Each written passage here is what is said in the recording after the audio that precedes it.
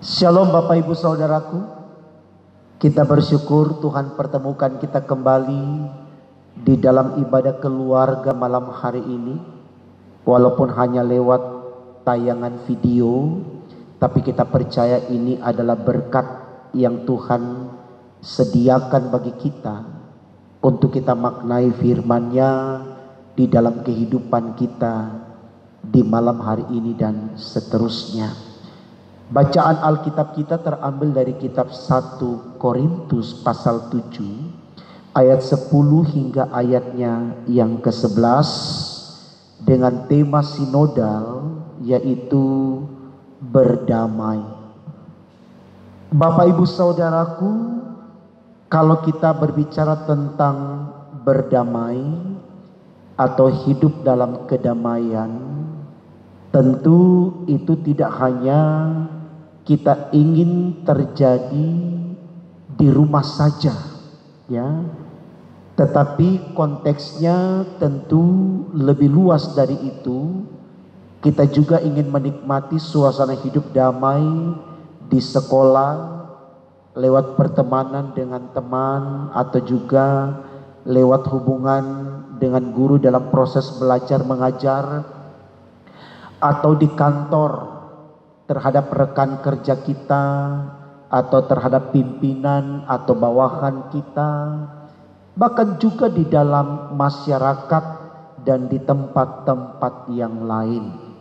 Nah, tentu kita bertanya mengapa manusia menginginkan hidup dalam perdamaian atau selalu berdamai dengan orang lain.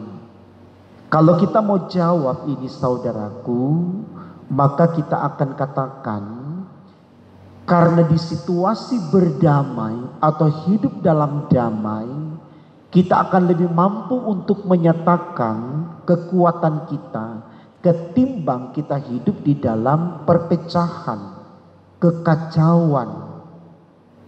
Kenapa saudaraku? Karena di situasi damai kita merasakan ketenangan jiwa, kita merasakan kebahagiaan, dan itu selalu menjadi spirit bagi manusia untuk bisa menghadirkan kualitas dirinya lebih maksimal dan akan mendapatkan apresiasi yang lebih baik dari orang lain. Nah, ini alasan saudaraku kenapa kemudian tema khotbah kita secara sinodal berkata demikian, berdamai.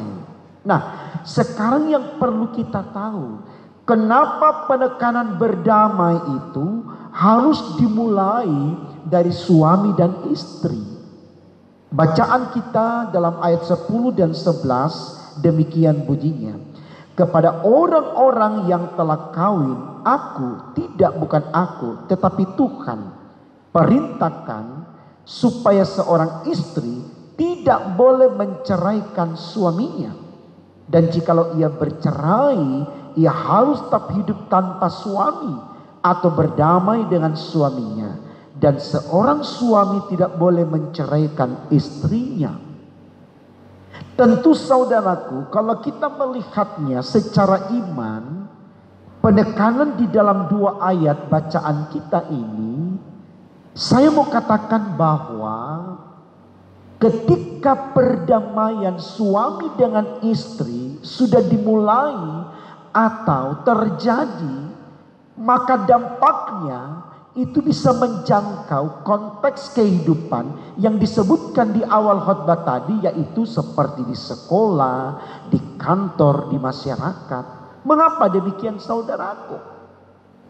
Karena ketika suami istri dalam kehadirannya sebagai papa dan mama di keluarganya menunjukkan adanya keharmonisan, adanya kedamaian, ketenangan hidup bersama, saling bersinergi dalam kolaborasi apapun, maka ini akan berdampak baik kepada anggota keluarga di dalam rumah tangga suami istri itu tadi. Katakan saja anak-anaknya.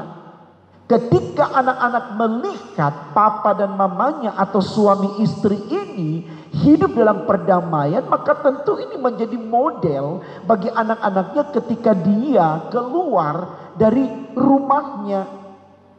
Dia sudah terbiasa menikmati perdamaian itu, sehingga dia bawa dirinya di konteks yang lebih luas untuk selalu menjadi pendamai, berdamai dengan orang lain. Begitu juga seorang suami ketika betul-betul menikmati suasana hidup yang nyaman, tentram bersama istrinya, maka ketenangan jiwa itu dia bawa di kantor, dia bawa di masyarakat. Begitu juga dengan seorang istri. Jadi saudaraku, sangat beralasan kenapa kemudian Paulus berkata kepada jemaat di Korintus, seorang suami dan istri tidak boleh bercerai, tetapi berupaya untuk selalu hidup berdampingan, sehati sejiwa satu tujuan, dengan tidak mencari kepentingan sendiri-sendiri yang sia-sia. Karena memang Allah sendiri sudah menegaskan bahwa suami istri sepadan yang telah diberkati oleh Allah, mereka bukan lagi dua tapi satu. Kita bisa baca dalam kitab Injil Matius pasal 19 ayatnya yang pertama sampai dengan ayat yang kelima. Kita akan temukan di sana bahwa apa yang dipersatukan oleh Allah tidak boleh diceraikan manusia untuk alasan atau kepentingan apapun. Nah sekarang saudaraku, mari kita lihat mengapa begitu banyak kekacauan di muka bumi ini. Bahkan mungkin di konteks kehidupan kita yang sedang kita jalani. Karena di dalam rumah tangga tidak memberikan teladan yang baik. Seorang suami hanya dengan urusannya, seorang istri hanya dengan keinginannya.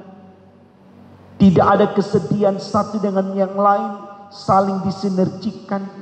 Bagaimana mereka saling melengkapi satu dengan yang lain. Bagaimana istri menghormati suami dan suami mengasihi istri.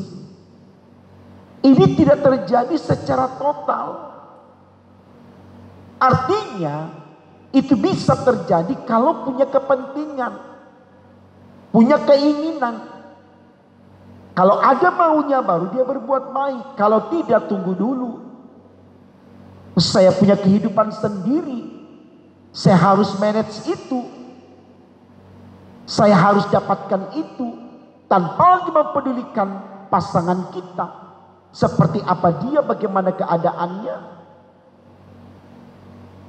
Nah situasi ini yang selalu terjadi saudaraku.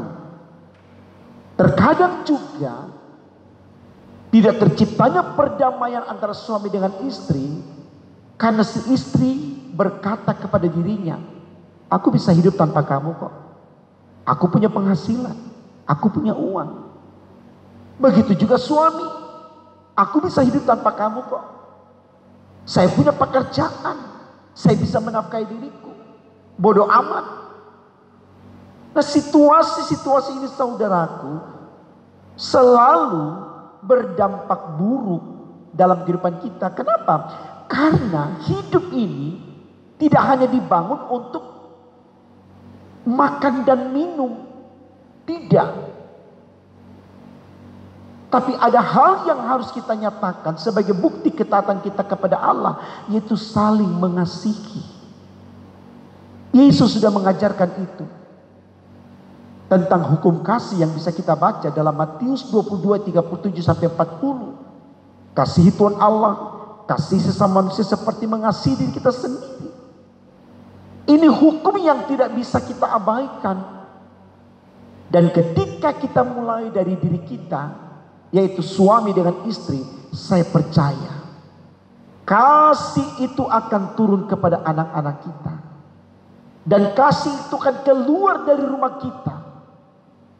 Dan kemudian di mana kita berada, kita bisa menyatakan perdamaian karena kita melangkah dengan kasih.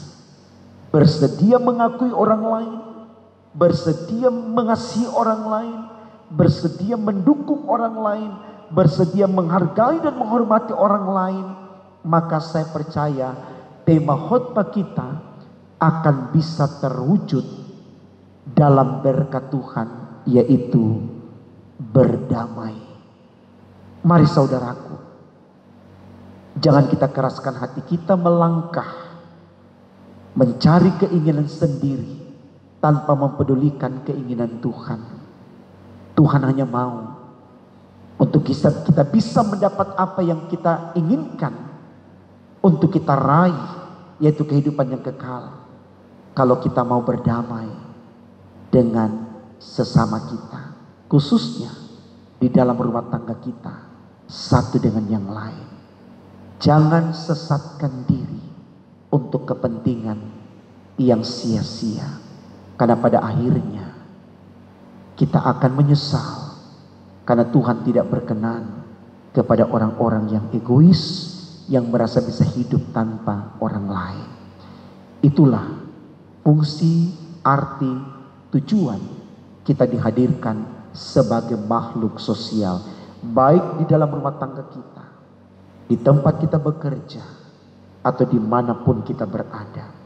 Kita tetap menjadi makhluk sosial, makhluk yang membutuhkan orang lain. Tuhan memberkati firman